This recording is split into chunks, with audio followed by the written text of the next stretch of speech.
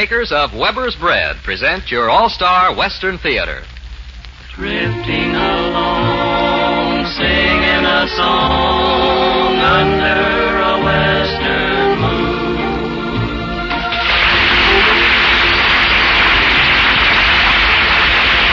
From Hollywood comes your all-star Western Theater, starring America's great Western singers, Foy Willing and the Riders of the Purple Sage, bringing you the music, the stories, and the spirit of the great open spaces. And now, the Riders of the Purple Sage. Riding, roping in the blazing sun all day, singing, swinging as I travel on my way. Riding, rocking, roping, branded cattle all day long, singing and a swinging to a cowboy song. Riding, roping in the blazing sun all day, riding in the saddle all day long to a long and lonesome cowboy song. Riding through the burning desert sand to the land and country where a man's a man. And I'll go riding, roping in the blazing sun all day, singing, swinging as I travel on my way. Riding, rocking, roping, branding cattle all day long, singing and a swinging to a cowboy song. Riding, roping in the blazing sun all day.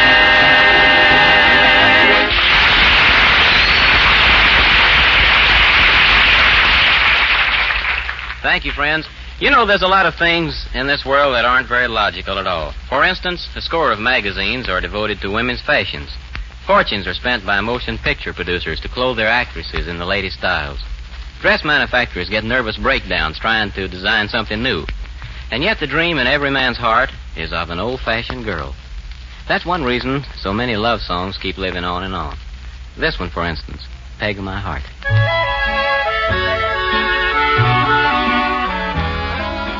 Peg of my heart, I love you.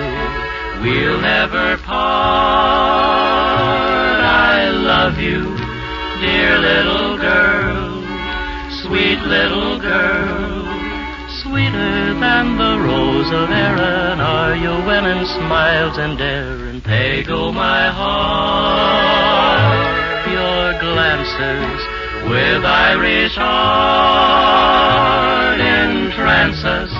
Come be my own, come make your home in my heart. Peg of my heart, I love you, we'll never part. I love you, dear little girl, sweet little girl. Since I heard your lilting laughter, it's your Irish heart I'm after. Peg of my heart, your glances with Irish heart entrance us. Come be my own, come make your home in my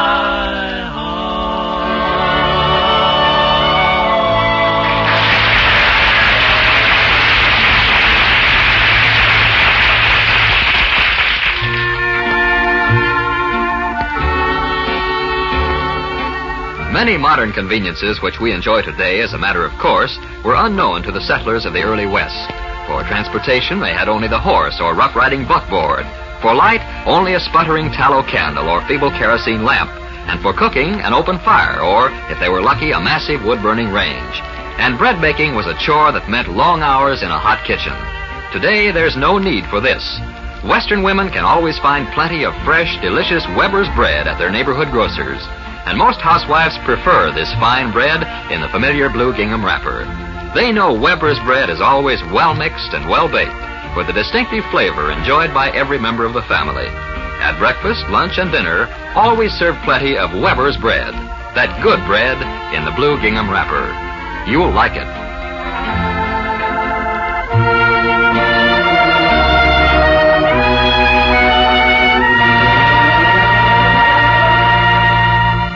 The novelty song has been a part of American music since the beginning of our nation. Today, it's across the alley from the Alamo. In Abe Lincoln's time, it was Blue-Tailed Fly. When I was young I used to wait on Massa and hand him his plate. Pass down the bottle when he got dry, and brush away the blue-tailed fly. Jim crack corn, I don't care. Jim crack corn, I don't care. Jim crack corn, I don't care. Oh, Massa's gone away. One day he rode around the farm, the flies so numerous they did swarm. One chance to bite him on the thigh. The devil take the blue-tailed fly. Jim crack corn, I don't care. Jim crack corn, I don't care. Jim crack corn, I don't care. Oh, Massa's gone away. The pony run, he'd jump and pitch, and tumbled Massa in the ditch. He died, and the jury wondered why. The verdict was the blue-tailed fly. Jim crack corn, I don't care. Jim crack corn, I don't care. Jim crack corn, I don't care. Oh, Massa's gone away.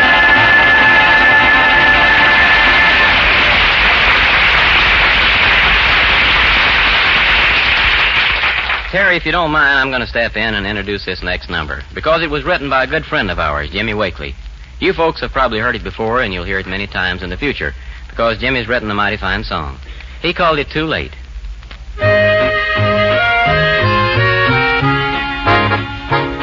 Too late to ask forgiveness.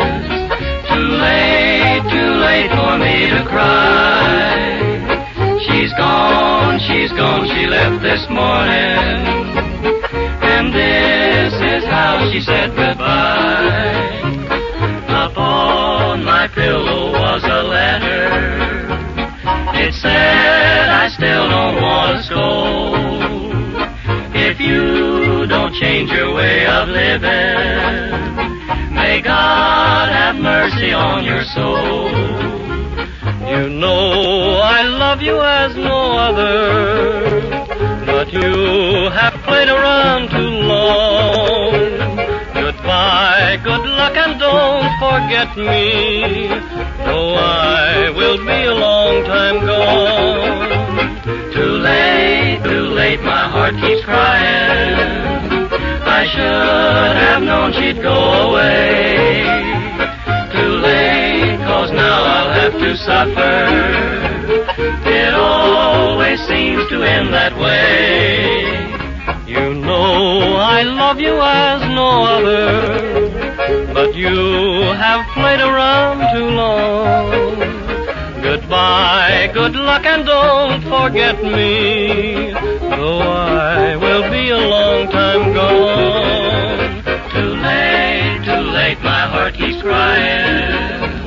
I should have known she'd go away. Too late, 'cause now I'll have to suffer. It always seems to end that way.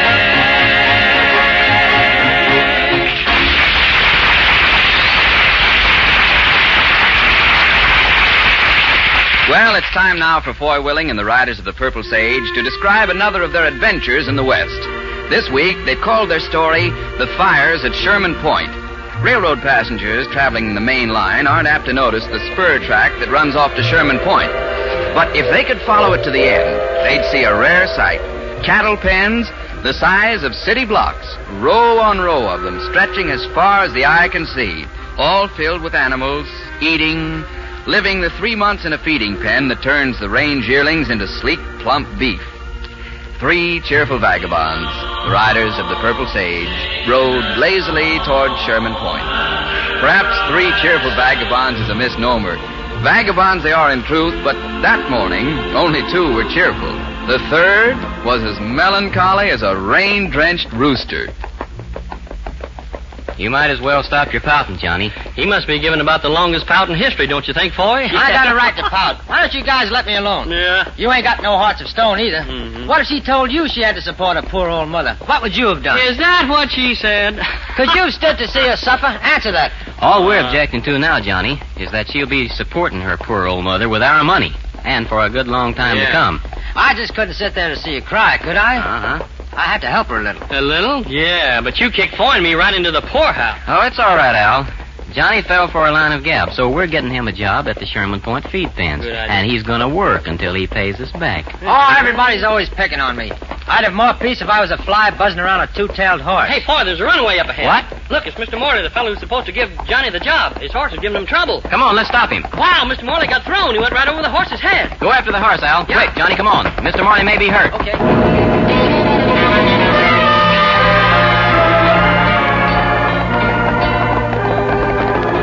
Off your horse, quick, Johnny.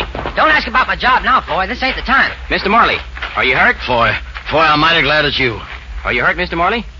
Can't you stand up? Get on your horses again. Ride the trail as hard as you can. Try to catch up with my son. What's that? Roger, my son. Follow him. Find out what he's up to. But you're hurt. Just my leg. Roger's headed to Banner Junction. See what he does there, but don't let him know you're following him. Then ride back to my house this evening. What are we supposed to look for, Mr. Morley? I'll explain later. Go now so you don't lose him. Johnny, when Al brings Mr. Morley's horse, you two see if you can get Mr. Morley home.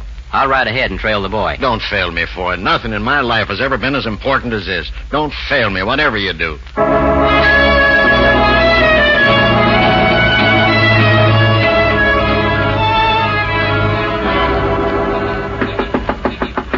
We got Mr. Morley back to the house all right, Foy. It wouldn't be polite to ask him for a job now, though. His leg's broke.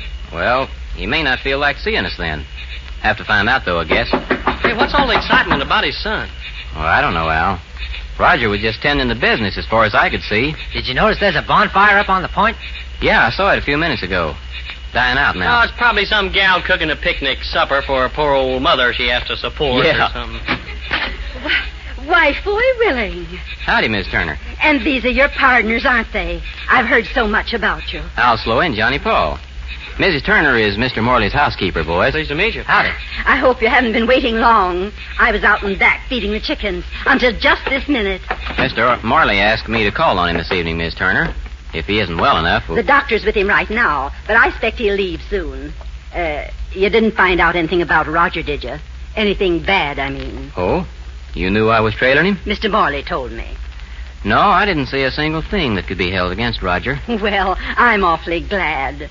Mr. Morley has set such store on the boy. Sometimes I think all the troubles we've had have sort of affected Mr. Morley's mind, made him suspicious of the boy. How do you mean, ma'am? Well, after all, Roger's mother left him quite a little money when she died. I believe it's that money he's using, not the stolen money at all. Well, we're kind of in the dark about things, Miss Turner. Mr. Morley hasn't told us what's going on yet. Here... Oh, my. And here I am gobbling away like an old turkey.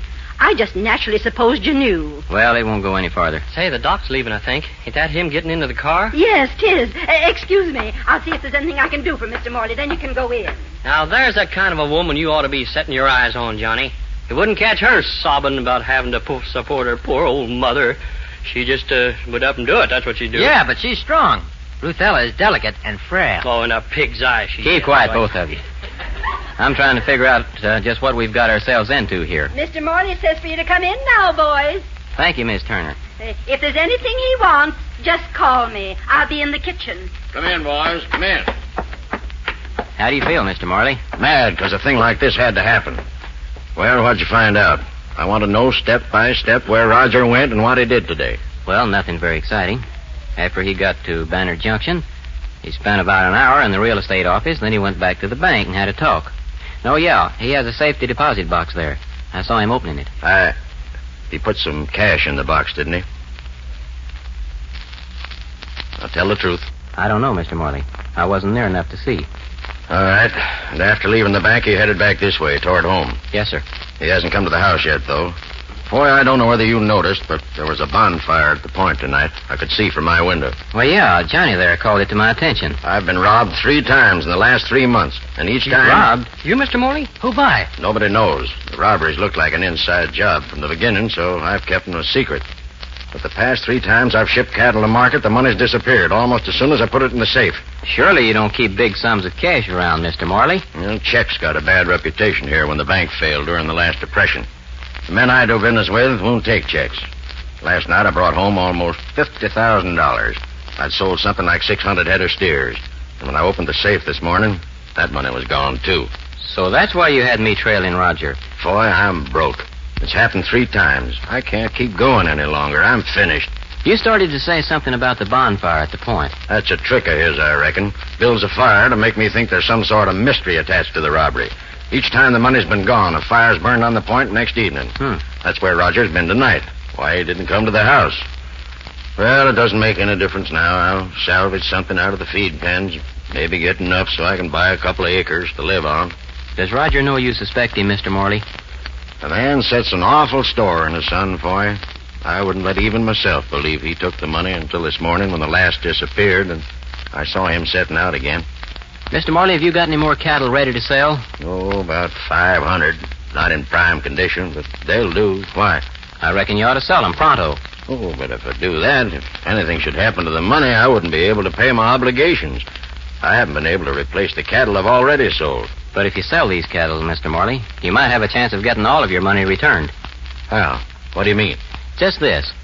Maybe, as you say, Roger is a thief. He's got the money, and he's investing it. Not spending a lot or having a wild time.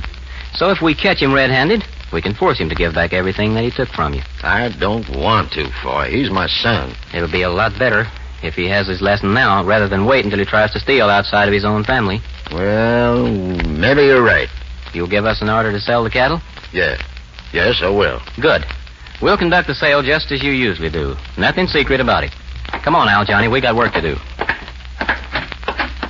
But I tell you can't see Mr. Morley. All right, we're quitting that. All of us. Hey, what's happening here? Oh, Foy, you know Mr. Morley's superintendent, Ed London. What's the trouble, Ed? I want my money and the men want theirs.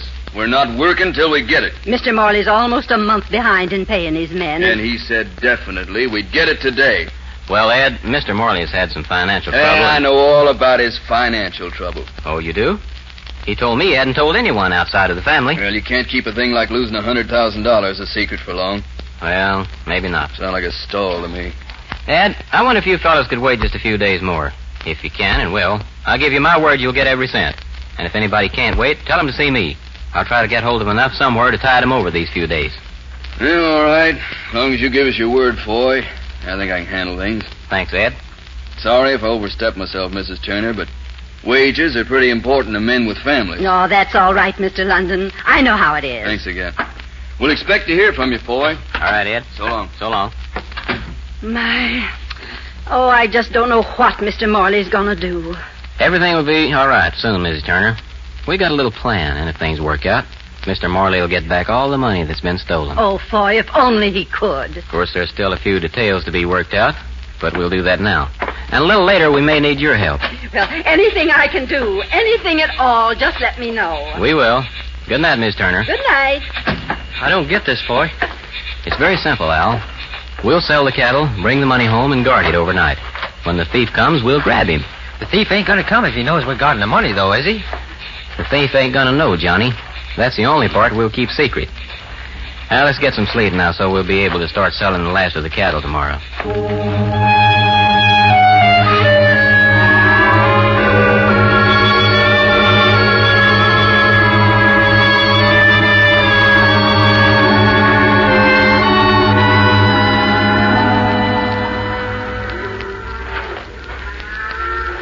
Well, this is the most money that's ever been in these pockets all at once. Yeah, imagine so. Just don't let Johnny know you got it, Foy, or he'll find a gal who's supporting a poor old mother and a poor old father both. Oh, quit riding me, will Yes, you? you will. Ed, I certainly want to thank you for your help today. This was a lot of extra work thrown at you all of a sudden. We'll be home by tomorrow evening, won't we? Back to Morley's place, that is. Yeah, unless we get robbed on the way. What I'm getting at, there won't be time to pay the men tomorrow after we get home, will there? We'll pay them off the next morning, Ed. You, gonna leave the money in Morley's safe like he always does? Sure. Why not? Nothing. Nothing, just wondered. You boys gonna guard the safe, of course. Wish we could, Ed, but the boys and I have a meeting over at Raven Springs. It's something we can't get out of. But the money will be all right. I'm sure nobody will try to rob the safe again.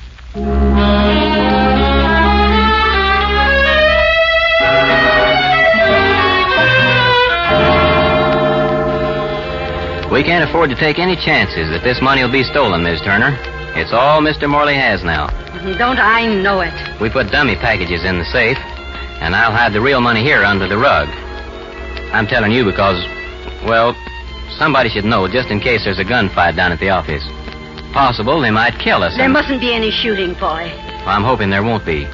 But I don't want to take any chance of Mr. Morley losing the last of his money. Boys, we'll circle around now so the thief thinks we've left. Then head for the office to be ready for him when he comes.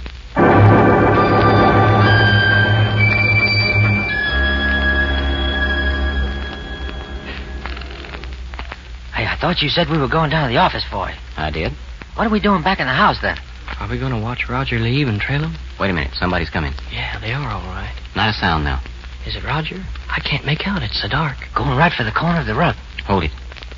Let him get the money in his hands first. Yeah. Then get him quick. No chance for a gunplay. All right, get him. Let loose! Let loose! Oh, Miss Turner. Stop it! Let loose, I say! Oh, you're the thief. Get away from me! Living in the Morley home, keeping house for him, pretending to be their friend, and all the while robbing him out of every penny they had. Go ahead. But Morley's ruined. I burned every cent I've taken the other times. I burned it up on Sherman Point. I set out to ruin the Morleys, and I've done it. I got even. His family drove mine off the range with guns. I've lived for this day. I've worked years pretending to like him so I could even the score, and I've done it. You can have this money. It won't mean anything to Morley now. He's all through. I've done what I wanted to do.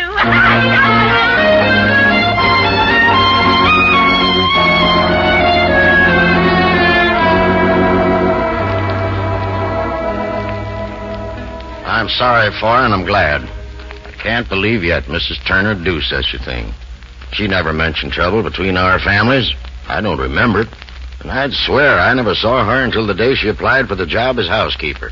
Makes a pretty big hurt, I guess, Mr. Morley. Yes, but a great joy, too. I know my son... Oh, I should have known all along Roger's all right. I've still got him, even if there's nothing else left. Well, I'm not sure, Mr. Morley, but I think if you can prove money's been destroyed, as this was, the government will replace it. Well, thanks. I'll try, anyhow. Well, Al, I guess our work is done here. We'd better be riding along. Yep, guess we had. So long, Mr. Morley.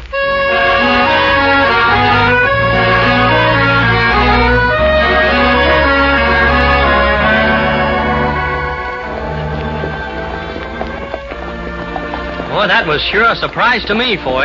Al, remember the first night we visited Morley? Yeah. Mrs. Turner came to the door sort of flustered and wondering if we'd been waiting long. Said she'd been out feeding the chickens. Yeah. Well, chickens just aren't fed after dark, Al. She'd been up to the point at her bonfire.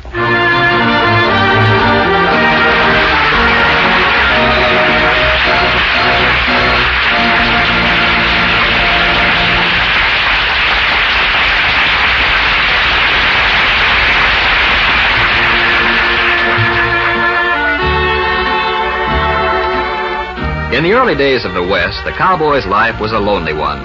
Many a cowpoke, while spending long, lonesome hours in the saddle, dreamed of the day when he, too, would be able to get a herd together and start a ranch of his own.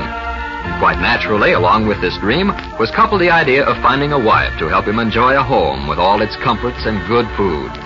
Today, men enjoy their homes and good food, too. And in the West, Weber's bread is part of that enjoyment. For Weber's bread is good bread. Well mixed and well baked with a firm, even texture and a just right moisture content that assures long-lasting freshness. Buy Weber's bread the next time you go shopping. Your family will enjoy the distinctive flavor of Weber's bread as toast for breakfast, combined with their favorite sandwich filling, or when served with the most elaborate meals.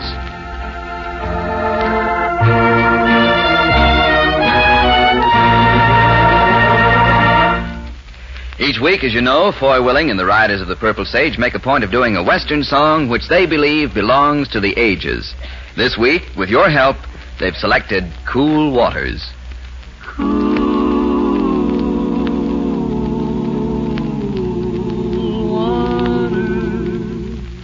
All day I faced a barren waste without the taste of water. Cool water, old Dan in the with throats burned dry and souls that cry for water. Cool water, clear water. Keep a moving, Dan, don't you listen to him, Dan. He's a devil, not a man, and he spreads the burning sand with water. Dan, can you see that big green tree where the water's running free and it's waiting there for you and me? Nights are cool and I'm a fool. Each star's a pool of water. Cool water. But with the dawn I'll wake and yawn and carry on to water. Cool water, clear water. Keep a moving, Dan, don't you listen to him, Dan. He's a devil, not a man, and he spreads the burning sand with water. Dan, can you see that big green tree where the water's running free and it's waiting there for you and me?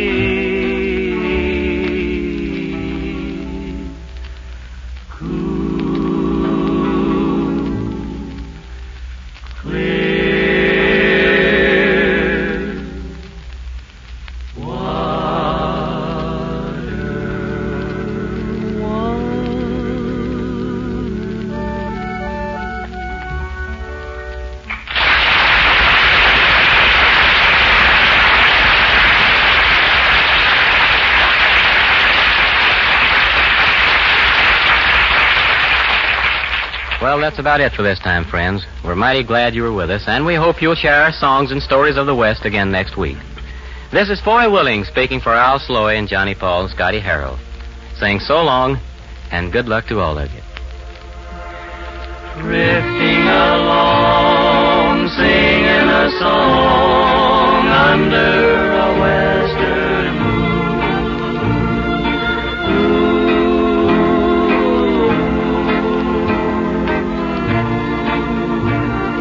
From Hollywood, you've heard your all-star Western Theater, a V.M. Bear production starring America's great Western singers, Foy Willing and the Riders of the Purple Sage. The script was by Ray Wilson, direction by Tom Hargis. This is Terry O'Sullivan speaking.